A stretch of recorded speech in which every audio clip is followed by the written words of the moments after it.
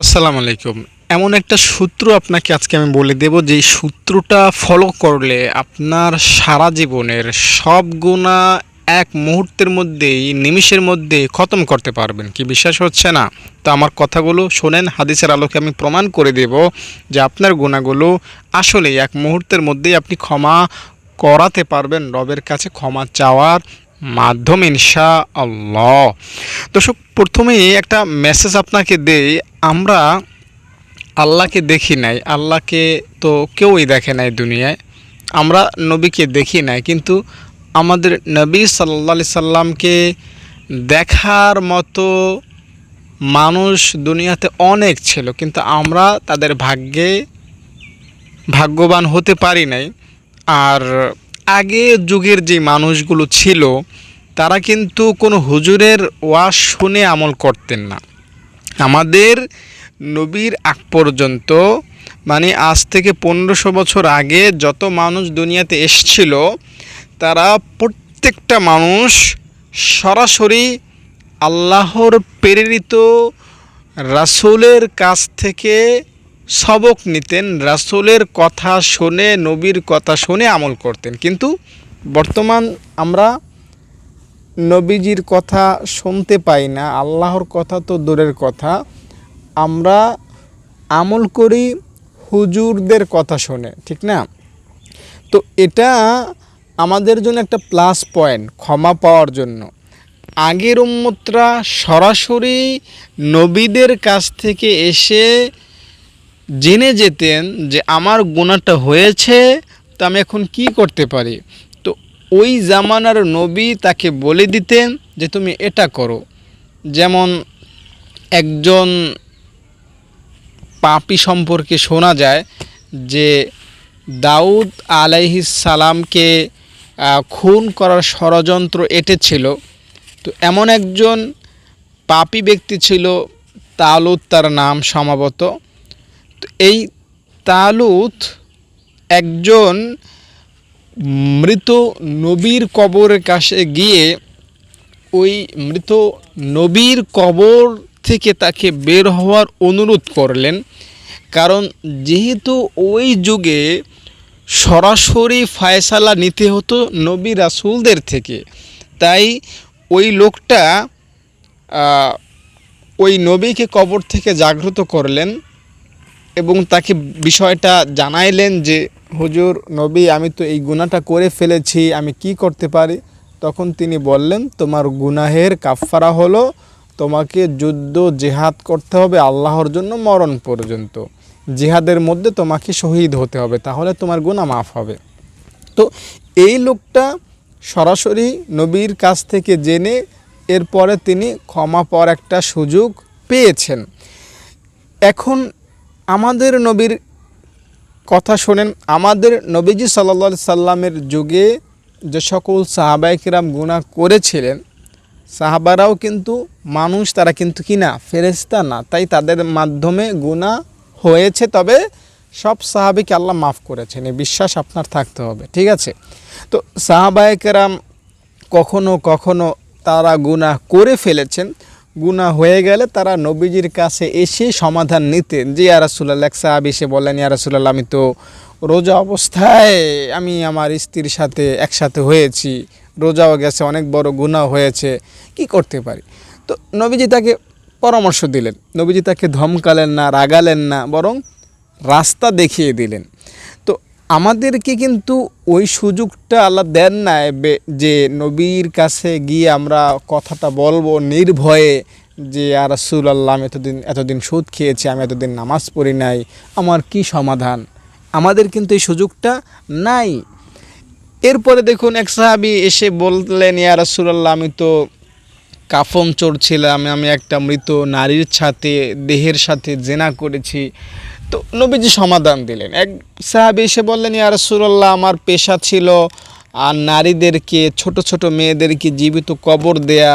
আমি আমার নিজের মেয়েকেও ছাড়ি নাই, 7-8 বছরের ছোট্ট মেয়ে জামিলা, সুন্দরী ফুটফুটে কন্যাকেও আমি ছাড় দেই নাই, আমার কি সমাধান? নবীজি বলে দিলেন, এটা করো। তো এভাবে যত মানুষ নিজের গুনাহের কথা নবীকে বলতেন, নবীজি কি করে দিতেন? সমাধান করে দিতেন।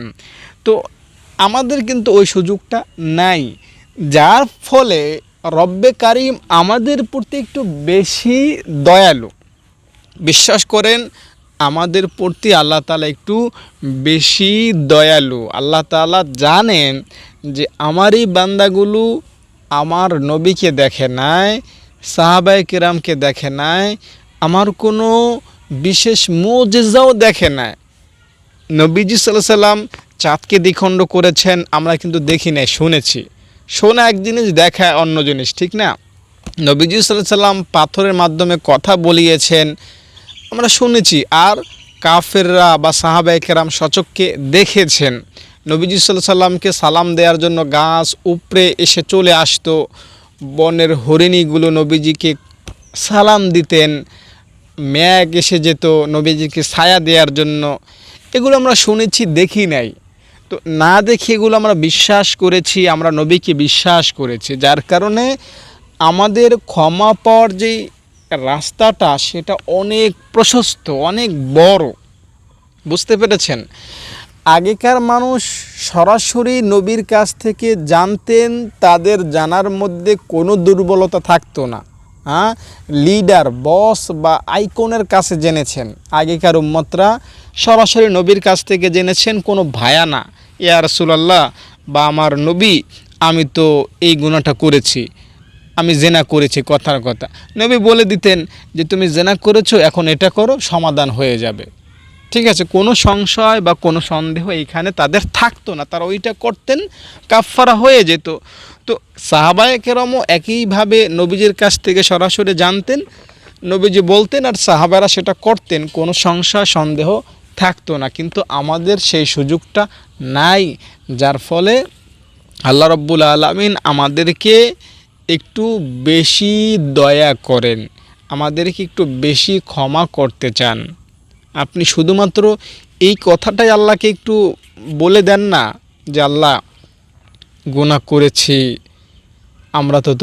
আমি তো তোমার দুর্বল বান্দা, তোমার নবীকে দেখি নাই, তারপরও বিশ্বাস করেছি, তোমাকে তো দেখার প্রশ্নই আসে না, তারপরও বিশ্বাস করেছি। সাহাবায়ে কেরাম নবীর মুজিজা দেখেছে, ঈমান এনেছে, নবীজিকে সব কিছু সচক্ষে দেখে তারা আমল করতেন, কিন্তু আমরা তো সেটা দেখি নাই, আমি দেখি নাই, তারপরও মানতেছি, আল্লাহ আমাকে মাফ করে দাও। তো এভাবে যদি আপনি ক্ষমা চাইতে পারেন, আর এর সাথে যদি এই কথাটাও যোগ করতে পারেন যে আল্লাহ, তুমি তো জানো মানুষ এখন নবী ছাড়া দুনিয়ায় আছে, যার কারণে মানুষগুলো খুব বেশি গুনাহের মধ্যে নিমজ্জিত আছে, কে কার আগে জাহান্নামে যাবে সেই প্রস্তুতি তারা করতেছে, গুনাহের প্রতিযোগিতা দুনিয়াতে চলতেছে। তো এত গুনাহের ভিড়ে আল্লাহ, আমি কতটুকুই তোমাকে স্মরণ করতে পারি? যদি সকালে তোমার কাছে মাপ চাই, তাওবা করি, বিকালে আবার গুনাহ করি, যদি বিকালে ক্ষমা চাই, মাপ চাই, সকালে আবার গুনাহ করি, আল্লাহ আমি তো তোমার অক্ষম দুর্বল বান্দা, তোমার নবী দেখি নাই, নবী দেখলে ইমানটা শক্তিশালী হতো, আল্লাহ আমাকে তুমি ক্ষমা করে দাও। তো এভাবে যদি আপনি আল্লাহকে বলতে পারেন, তাহলে আপনার ক্ষমা পাওয়ার চান্স অনেক গুণ বেড়ে যাবে। আমি মূলত এই মেসেজটা আপনাকে দিতে ভিডিওটা রেকর্ড করে নিয়ে এগুলো বললাম, সব অতিরিক্ত কথা। আসলে এই কথাগুলো আপনার পক্ষে কাজে লাগতে পারে। জানা নাই যে আসলে কার কোন কথায় হিট লাগবে, কার কোন কথায় দিল ঘুরে যাবে। সবার কিন্তু সব কথায় দিলে আঘাত লাগে না, সবার সব কথা ওই রকম ভালো লাগে না। যেমন সবার সব খাবার ভালো লাগে না, পেট ভরে কিন্তু মন ভরে না, আছে না? এক একজনের এক একটা ভালো একটা খাবার। তো কথা সবই ভালো, কিন্তু দিলে হিট করার মতো সব কথা সবার জন্য প্রযোজ্য না। তো আমি এমন একটা হাদিস আপনাকে শোনাবো, যে হাদিসটি আপনার দিলে হিট লাগবে ইনশাল্লাহ। হিট না লাগলেও আপনি যদি এই হাদিসটির উপর আমল করেন, আপনি ক্ষমা পাবেন, আপনি মাপ পাবেন।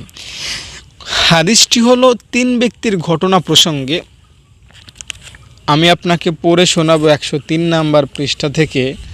3 ব্যক্তি ছিল যারা আল্লাহ তাআলার কাছ থেকে সাহায্য পেয়েছিলেন খুব সহজে, তো এভাবে আমরাও ক্ষমা পেতে পারবো। হযরত আব্দুল্লাহ বিন ওমর রাদিয়াল্লাহু তাআলা আনহু বর্ণনা করেন, নবীজি সাল্লাল্লাহু আলাইহি সাল্লাম ইরশাদ করেছেন, কে? নবীজি সাল্লাল্লাহু আলাইহি সাল্লাম বলেছেন, ভ্রমণের উদ্দেশ্যে তিন ব্যক্তি সফরে ভ্রমণে বের হলো। পথিমধ্যে বৃষ্টি শুরু হলো।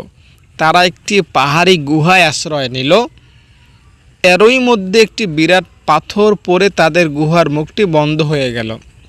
মানে বৃষ্টি হওয়ার কারণে তারা একটা গুহায় আশ্রয় নিয়েছে, পাহাড়ের গুহা, উপর থেকে বিশাল আকৃতির একটা পাথর এসে ওই মুখটার উপর পড়লো। আর বিশাল পাথর তো বোঝেন, 3 জন মানুষ কেন 100 জন মানুষও নড়ানোর ক্ষমতা রাখেন, এত বিশাল ভারী পাথর। তো তাদের একজন বলল, তোমরা জীবনে কোনো ন্যাক আমল করে থাকলে তার উসিলা দিয়ে আল্লাহর নিকট প্রার্থনা করো, কারণ এই বিশাল পাথর সরানোর ক্ষমতা আমাদের নাই। তাই আল্লাহ তাআলা যদি সরাসরি এই পাথর সরায়া না দেন, আমাদের বেঁচে ফেরা সম্ভব না। হয়তো আল্লাহ তাআলা একটা পথ খুলে দেবেন যদি ন্যাক আমলের উসিলায় দোয়া করে। তখন তাদের একজন দোয়া করলো, আমার পিতামাতা বৃদ্ধ ছিলেন, একবার আমি রাতের বেলায় তাদের জন্য দুধ দুইয়ে এনে দেখতে পেলাম তারা ঘুমিয়ে পড়েছেন। আমি তাদের জাগানো পছন্দ করলাম না। তারা ঘুমিয়েছিল কিন্তু তাদেরকে জাগান নাই। তো তিনি সারা রাত অপেক্ষার প্রহর গুনলেন, তাদেরকে খুব যত্ন সহকারে দুধ পান করালেন। পরে তো এই উসিলাটা দিয়ে আল্লাহ তাআলার কাছে দোয়া করলেন, আল্লাহ আমি তো ওই দিন তোমাকে খুশি করার জন্যই আসলে আমি আমার মা বাবাকে দুধ পান করার জন্য অপেক্ষা করেছিলাম। তো এই কাজটা যদি তোমার ভালো লাগে আল্লাহ, এই পাথরটা সরায়া দাও। পাথরটা সামান্য সরে গেল, পুরোপুরি সরলো না, যতটুকু সরলে বের হওয়া যায় অতটুকু সরলো না, মানে কোনোভাবে হাতটা দেয়া যায়। দ্বিতীয় জন ব্যক্তি বলল, হে আল্লাহ তুমি জানো আমার এক চাচাতো বোন ছিল, তাকে আমি খুবই ভালোবাসতাম। একদিন আমি তাকে ফুসলিয়েছিলাম কিন্তু সে আমার প্রস্তাবে রাজি হয়নি। পরে এক সময় সে অভাবে পড়লে আমার নিকট এলো। আমি তাকে বললাম, তুমি আমার প্রস্তাবে রাজি হলে এবং তোমার থেকে আমার উদ্দেশ্য পূরণ করতে দিলেই আমি তোমাকে সাহায্য করব, টাকা দিব। সে তা প্রত্যাখ্যান করে চলে গেল। পরবর্তী সময়ে প্রচণ্ড অভাবে পড়ে সে আমার নিকট এলো। এক বর্ণনায় আছে তার স্বামী ছিল রোগাক্রান্ত এবং সন্তানরা ছিল ছোট ছোট। আবার সে আমার নিকট সাহায্য চাইল, 3 বার বা 4 বার সাহায্য চাইল। আমি বলেছিলাম, যে পর্যন্ত তোমার থেকে আমার প্রয়োজন পূরণ মেটাতে না দেবে ততক্ষণ পর্যন্ত সাহায্য দেব না। অবশেষে সে সম্মত হলো। আমি যখন তার থেকে প্রয়োজন পূরণ করতে গেলাম তখন সে কেঁপে উঠল, বলল যে কাজ তোমার জন্য হালাল নয়, সে কাজ করা তোমার জন্য উচিত নয়। এ কথা শুনে আমি তাকে ছেড়ে দিলাম এবং তার প্রয়োজন পূরণে সাহায্য করলাম। হে আল্লাহ তুমি জানো এই কাজটা আমি তোমার সন্তুষ্টির জন্যই করেছিলাম। যদি তোমাকে খুশি করার জন্যই আমি করে থাকি তাহলে এই বিশাল পাথরটা তুমি সরাইয়া দাও। এ কথা যখন বলল আল্লাহ তাআলা ওই পাথরটা একটু সরাইয়া দিলেন। তৃতীয় ব্যক্তি বলল, হে আল্লাহ তুমি জানো আমি কয়েকজন মজদুর নিয়েছিলাম, কর্মচারী নিয়েছিলাম, প্রত্যেককে 2 মণ শস্য দেবার বিনিময়ে তারা কাজ করলে আমি তাদের মজুরি দিয়ে দিলাম। তাদের একজন বলল, আমার কাজ অন্যদের থেকে ভালো ছিল, তাই আমাকে পারিশ্রমিকও বেশি দেয়া উচিত। আমি অন্যদের থেকে বেশি কাজ করেছি, আমাকে 2 টাকা বেশি দিবেন। আমি তা অস্বীকার করলে সে ক্রুদ্ধ হয়ে চলে গেল, না সবাইকে যা দিয়েছি তোমাকেও তাই দেব, বেশি কাজ করেছো কি হয়েছে। তো অতঃপর এক বর্ণনায় এরূপ রয়েছে, তাদের দ্বীপ প্রহরের সময় এলো, বাকি দিনে সে ততটুকু কাজ করলো যতটুকু কাজ অন্যরা পুরা দিনে করেছে। তাই আমি তার পারিশ্রমিক কম দিতে চাইনি। তাদের একজন বলল, সে তো দ্বিপ্রহরে এসেছে আর আমি এসেছি দিনের শুরুতে, অথচ আমাদের সমান পারিশ্রমিক দিয়েছ। আমি বললাম, আমি কি তোমাকে কম দিয়েছি? এতে সে রাগান্বিত হয়ে পারিশ্রমিক না নিয়ে চলে গেছে। আমি তার সেই 2 মদ শস্য নিয়ে চাষাবাদ করলাম, এতে অনেক শস্য হলো। মানে টাকা না নিয়ে রাগ করে চলে গিয়েছে, এখন টাকা কী করবে? টাকা তো ওই রাগান্বিত ব্যক্তির, তাই সে টাকাকে ব্যবসায় লাগিয়েছে। আমি তার সেই 2 মদ শস্য নিয়ে চাষাবাদ শুরু করলাম, এতে অনেক শস্য হলো, সেই থেকে তার অনেক গবাদি পশু হলো। এরপর তার অভাব দেখা দিলে সে আমার নিকট তার পারিশ্রমিকের জন্য এলো। ওই আগের কর্মচারী আবার ফিরে আসলো। আমি বললাম, এখানে যেসব গবাদি পশু দেখছো এই সব তোমার, মানে মাঠ ভরা অনেক গবাদি পশু, মানে ছাগল, বকরি, ভেড়া, শত শত।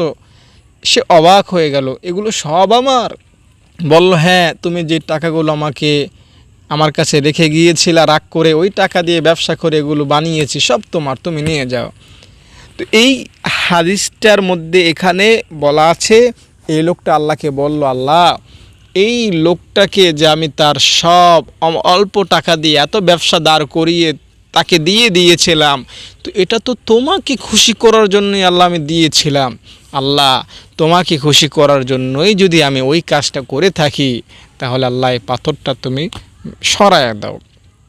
এই কথা বলার সাথে সাথে নবীজি বলছেন যে পাথরটা পুরা সরে গেল, তারা নিরাপদে সেখান থেকে জান নিয়ে ফিরে এলো। তো এই হাদিস সাক্ষী দেয়, আপনি আপনার জীবনের সব গুনাহ এক মুহূর্তের মধ্যে মাফ করাতে পারেন এই কথা বলে যে, আল্লাহ, আমি তো ওই দিন অমুক একটা প্রাণীকে সাহায্য করেছিলাম তোমাকে পাওয়ার জন্য, বা অমুক একটা গরিব লোককে সাহায্য করেছিলাম তোমার জন্য, বা আমি অমুক কাজটা করেছিলাম শুধুই মাত্র তোমাকে দেখানোর জন্য। যদি আল্লাহ আমি তাই করে থাকি, তাহলে মেহেরবানি করে তুমি আমার জিন্দেগীর সব গুনাহ মাফ করে দাও। আল্লাহ তাআলা খোদার কসম আপনাকে মাফ করে দেবেন ইনশাআল্লাহ। চাই আপনি দুনিয়ার সবচেয়ে বড় ফেরাউন মার্কা পাপী হন না কেন, রব্বে কারিমের কাছে এভাবে ক্ষমা চাইলে আল্লাহ তাআলা অবশ্যই ক্ষমা করবেন। আল্লাহ তাআলা আপনাকে ক্ষমা করেই দিবেন। ক্ষমা করাটা আল্লাহ তাআলা পছন্দ করেন, তিনি ক্ষমা করতে ভালোবাসেন। তাই ক্ষমা চাইবেন এভাবে, কোনো ভালো কাজ করে, বা যেটা আপনি অতীতে করেছেন। মনে করেন আপনি 2 রাকাত ফজরের নামাজ পড়লেন, আল্লাহকে বলবেন, আল্লাহ, আমি তো তোমার জন্য 2 রাকাত ফজরের নামাজ পড়লাম, এই উসিলে মাফ করে দাও। আপনি রাস্তায় বের হলেন, একজন ভিক্ষুকে হাত পাতলো, আপনি 10 টাকা দিলেন আল্লাহ তাআলার জন্য, বললেন, আল্লাহ, আমি তো তোমাকে পাওয়ার জন্য তাকে 10 টাকা দিলাম, এই উসিলায় ক্ষমা করে দাও। আল্লাহ আপনাকে মাফ করে দিবেন। মানে নির্জনে একাকী বসে আপনি তাওবার নিয়তে ভালো কোনো ন্যাক কাজের উসিলা দিয়ে যদি দোয়া করতে পারেন, রব মহান আল্লাহ তাআলা আপনার দোয়া কবুল করবেন এবং আপনার গুনাহ মাফ করবেন। তাই গুনাহ নিয়ে হতাশ হবেন না, রবের কাছে মাফ চান, আল্লাহ আপনাকে মাফ করবেন। একটা দোয়া আপনাকে শেখাই, বলি, শেয়ার করি। ইয়া হাইয়ু হাইনা লা হাইয়া ইয়া হাইয়ু মুহয়িল মাউতা ওয়া ইয়া হাইয়ু লা ইলাহা ইল্লা আনতা। হে সেই সত্তা যিনি তখনও জিন্দা থাকবেন যখন প্রাণী জীবিত থাকবে না, হে সেই সত্তা যিনি ব্যতীত কোনো উপাস্য নেই। এটা হলো এই দোয়াটার অর্থ। এই দোয়াটা যদি আপনি পড়তে পারেন, ইনশাআল্লাহ আপনার গুনাহ মাফ হয়ে যাবে। খুবই সুন্দর একটা দোয়া। এই দোয়াটা পড়বেন গুনাহ মাফের আশায়, গুনাহ মাফের আশায় আপনি দোয়াটা পড়বেন। এই দোয়াটা খুবই পাওয়ারফুল একটা দোয়া, এবং এই দোয়াটা পড়ে একটা লোক ক্ষমা পেয়েছিল তা না, বরং একটা জাতি, একটা গোষ্ঠীর সব মানুষ একসঙ্গে ক্ষমা পেয়েছিলেন। বিষয়টা বোঝেন নাই। মানে যদি দোয়াটা এমন হতো যে একজন ব্যক্তি পড়েছে, আল্লাহ একজনকে ক্ষমা করেছেন, স্বাভাবিক দোয়াটার ক্ষমতা নির্দিষ্ট এরিয়ার মধ্যে, কিন্তু এই দোয়াটা এমন যে একটা জাতিকে আল্লাহ ক্ষমা করেছিলেন এই দোয়াটা পড়ার মাধ্যমে, এই দোয়াটা পড়ার ফলে। ইউনুস আলাইহিস সালামের জাতিরা অবাধ্য হয়েছিল, আল্লাহর আযাব যখন তাদের মাথার উপরে এসে গিয়েছিল, তারা দোয়াটা পড়েছে, আল্লাহ তাআলা তাদের থেকে আযাব সরিয়ে নিয়েছেন, আল্লাহ তাআলা তাদেরকে ক্ষমা করে দিয়েছেন। এই দোয়াটা পড়ুন, ক্ষমা পেয়ে যাবেন। খুব সস্তা, ক্ষমা পাওয়া খুব সস্তা। এর চাইতে সস্তা সহজ কোনো জিনিস আপনি আমাকে দেখাতে পারবেন না, বলতে পারবেন না, শোনাতে পারবেন না। ইনশাআল্লাহ ক্ষমা পাওয়া আল্লাহ তাআলা খুব সহজ করে রেখে দিয়েছেন। আমি আগেই বলেছি, আমরা নবীকে দেখি নাই, রাসূলকে দেখি নাই, সাহাবীদেরকে দেখি নাই, নবীর কোনো মুজিজা দেখি নাই, তাই আমাদের জন্য ক্ষমার রাস্তা আরও বড়। ক্ষমার উপকরণ যত বেশি, ডানে গুনাহ, বামে গুনাহ, সামনে গুনাহ, পেছনে গুনাহ, যত দিকেই তাকান আপনি তত দিকেই শুধু কি দেখতে পান? গুনাহ দেখতে পান। তো গুনার উপকরণ যত বেশি, ক্ষমার পাওয়ার উপকরণ তার চাইতে কয়েকশো কোটি গুণ বেশি। দেখুন, দুনিয়াতে কোনো জিনিস পাওয়ার রাস্তা, উপায় একটা, দুইটা, পাঁচটা, 10টা থাকে। মনে করেন আপনার ঘরে আপনি ঢুকবেন, রাস্তা কয়টা? একটা বা দুইটা বা তিনটা বা চারটা থাকে।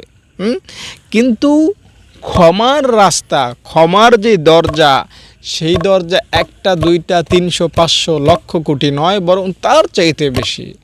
ক্ষমার রাস্তা কোটি কোটি। আপনি যেদিকেই তাকাবেন সেদিকেই ক্ষমা পাবেন, মানে ক্ষমা চাইলেই ক্ষমা পাবেন, মুহূর্তের মধ্যে ক্ষমা পাবেন। দেখুন, বাতাসের দরজা কিন্তু অভাব নাই, যেখানেই যান সেখানেই বাতাস, যেখানেই যান সেখানেই বাতাস, ফ্রেশ বাতাস। তো ক্ষমা যেখানেই থাকবেন সেখানেই ক্ষমা পাবেন, ক্ষমা চাইলেই। বাতাস এখানে আছে, আমি যদি নাক বন্ধ করে বসে থাকি তাহলে 2 মিনিট পর আমার লাশ দেখতে পাবেন, ঠিক না? তো বাতাস এখানে আছে, বাতাসটা ভিতরে নেওয়ার দায়িত্ব আমার। ক্ষমা আপনার কাছেই আছে, ক্ষমাটা পাওয়ার দায়িত্ব আপনার। ক্ষমাটা এমনি এমনি আপনাকে আল্লাহ দিয়ে দিবেন না। বাতাস আল্লাহ আমাকে দিয়েছেন, কিন্তু এটা শ্বাস নেয়ার দায়িত্ব আল্লাহ আমার কাছে দিয়েছেন। আমি যদি নাক বন্ধ করে বসে থাকি, আল্লাহ আমাকে থাপ্পড় দিয়ে বলবেন না, এই নাক ছাড়, আল্লাহ কিন্তু এটা বলবেন না। আমি মরে গেলে আল্লাহর কি, ঠিক না? তো আপনাকে আল্লাহ তাআলা ক্ষমার অপশন দিয়ে রেখেছেন। এখন আপনি যদি এই নাক বন্ধ করে মতো বসে থাকেন, জাহান্নামে যাবেন। তো এত সস্তা জিনিস, এরপরেও যদি আমরা আমল না করি, তাহলে এই দায়ভার আমাদেরই। তাই ক্ষমা চান, মাপ চান, আল্লাহ তাআলা আপনাকে মাফ করবেন।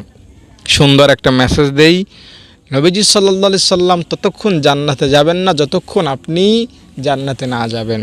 তাই আপনি জান্নাতি, যদি মুমিন মুসলমান অবস্থায় মরতে পারেন, আপনি জান্নাতি, এটা আপনি বিশ্বাস করুন।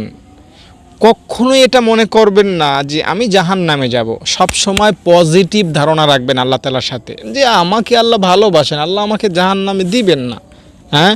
সন্তান কখনো বাবার সম্পর্কে নেগেটিভ ধারণা রাখে না, যে না আমার বাবা আমাকে খাওয়াবে না, আমার বাবা আমাকে পড়াশোনার খরচ দিবে না, আমার বাবা আমাকে ঘরে জায়গা দিবে না। এই ধ্যান ধারণা কিন্তু সন্তান করে না। তো আমরাও আল্লাহ তাআলার কাছে এরকম কোনো নেগেটিভ ধারণা রাখবো না, আল্লাহ তাআলার সাথে সবসময় ভালো ধারণা রাখবো, ঠিক আছে? দর্শক, আপনারা জানেন আমার মাদ্রাসা সম্পর্কে, আমার মাদ্রাসায় দান করবেন। মাগরিবের আজান হচ্ছে, সহজে বলে দিচ্ছি। মাদ্রাসায় এখন 70 জন প্লাস ছাত্রী রয়েছে, তাদের থাকা, খাওয়া, বেতন সব কিছু ফ্রি। আপনাদের দানের উসিলার এইগুলো আমি করতে পারতেছি, তাই দানকে অব্যাহত রাখবেন ইনশাআল্লাহ, সদগায়ে জারি হিসাবে। একদিন 2 দিন না, বরং সদগায়ে জারি হিসাবে কবরে গেলেও আপনারা সওয়াব পাবেন, এই আশ্বাস আপনাকে আমি দিচ্ছি ইনশাআল্লাহ। তাই দান করবেন। ভালো থাকেন, নিরাপদে থাকেন। আসসালামু আলাইকুম। আলহামদুলিল্লাহ, আমার এতিম বাচ্চাদের জন্য, এতিম ছাত্রীদের জন্য 1 মাসের খাবারের ব্যবস্থা করতে পারলাম একজনের অনুদানের মাধ্যমে। আলহামদুলিল্লাহ। আমার ছাত্রীরা এখানে 14 বস্তা চাল আছে, 1 বস্তা ডাল, 65 কেজি আলু, এখানে 25 কেজি পেঁয়াজ এবং আদা রসুন গরম মশলা, ওইখানে 20 লিটার তেল সহ, ওইখানে মরিচ সহ যেখানে যা লাগে শনি রবি সোম মঙ্গল বুধ বৃহস্পতি শুক্র এখানে যেখানে যে রুটিন দেয়া আছে সেই রুটিন মাফিক আমি খাবারের চেষ্টা করব ছাত্রীদেরকে ইনশাল্লাহ। এখানে যথেষ্ট পরিমাণে লবণ আছে আর মাদ্রাসার ফ্রিজ এখানে আছে, মাদ্রাসার ফ্রিজে যথেষ্ট পরিমাণ খাবার আমি কিনে রেখেছি অনুদানের মাধ্যমে। এখানে মাছ আছে যথেষ্ট পরিমাণ, বড় ফ্রিজ, এখানে নিচে কোরবানির মাংস আছে আলহামদুলিল্লাহ। ইনশাআল্লাহ আমি আমার ছাত্রীদেরকে এতিম বাচ্চাদেরকে খাওয়াতে পারবো পুরো মাস জুড়ে ইনশাআল্লাহ।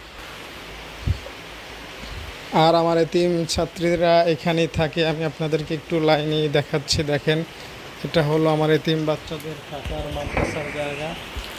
দেখতে হচ্ছে ছাত্রীরা ঘুমাচ্ছে, জোহরের আগে পর্যন্ত পড়েছিল, এখন আরামে ঘুমাচ্ছে তারা। আসরের আগে নামাজের জন্য উঠাই দেবো, এরপরে বিকালে খেলাধুলা করবে, এরপরে সারা রাত্র অর্থাৎ 10টা পর্যন্ত পড়াশোনা করবে, এরপরে আবার ঘুমাবে, এরপরে 3:30 বাজে তাদেরকে জাগিয়ে দেবে। এভাবেই তারা দৈনন্দিন এখানে খাচ্ছে যাচ্ছে এবং পড়াশোনা করছে, কোরআন শিখছে আলহামদুলিল্লাহ।